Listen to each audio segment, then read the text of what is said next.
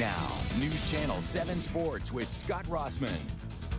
As the day began, we knew one of two area boys basketball teams was going to make history. Neither Holmes nor West Gadsden had ever won a state championship. Today, those two programs clashed in Lakeland for the 1A title. West Gadsden designated the home team, so they're in white. Holmes with the early burst. Williams drives and scores 18-11 Devils, end of one. With Stars senior Brandon Shingles unable to find his shot, Sheriff Fitzgerald picks up the slack, fires for three, follows up baseline, back to a one-possession game. The Panthers, though, unable to slow down Home Star center Chris Walker. He drives and scores, then takes the feed in the paint. 25-24 Holmes at the break. Blue Devils enjoy a 13-3 third quarter run, and from there cruise to a 59-40 win. Walker, 30 points, 15 boards, 7 blocks. Holmes enjoying the feeling of the program's first ever state championship. Oh man, it's unbelievable feeling. I feel great, feel good. I'm a little bit exhausted right now to really enjoy, so it's haven't sunk in maybe in the next couple of days. But I'm just happy. I'm just happy for these kids because they have fought hard these past 2 weeks. There was no quitting. You know, they play hard on defense, hard on offense. You know, they just really got after it. Both teams traveling back tonight, so they'll arrive back home in the wee hours of the morning.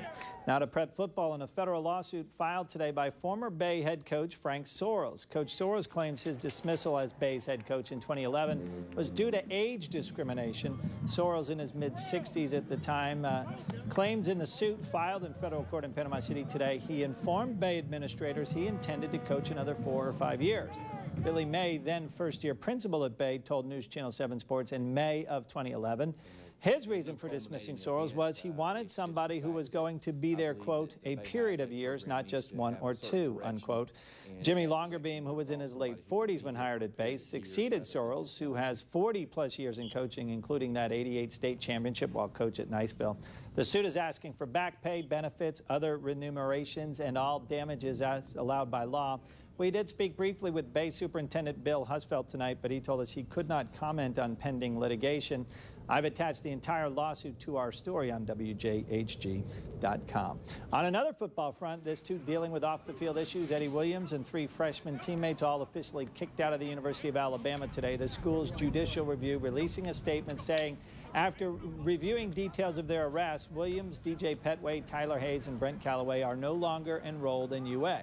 Coach Saban, then confirming the 4 no longer associated with his program, says their actions do not reflect the character of the organization, adding, quote, some people learn by words, some learn by consequences, some people can't learn, unquote. Williams, Petway, and Hayes all charged with robbing and beating one student. Williams charged in a second beating and robbery. His next court date is March 19th. His lawyer hoping Eddie can be tried as a youthful offender. With the permission of the judge up there, Williams back living with his family in Bay County. Let's move it to the Diamond Frank Field on the Mosley campus. To be precise, Coach Harless and his Dolphins hosting Coach Smith and his Choctaw Indians. Mosley put up a solo run in the first, another here in the second. Bases full, 1 out for Jordan Larry, who skies one to center. Bowen McGuffin easily trots home, 2-0 game.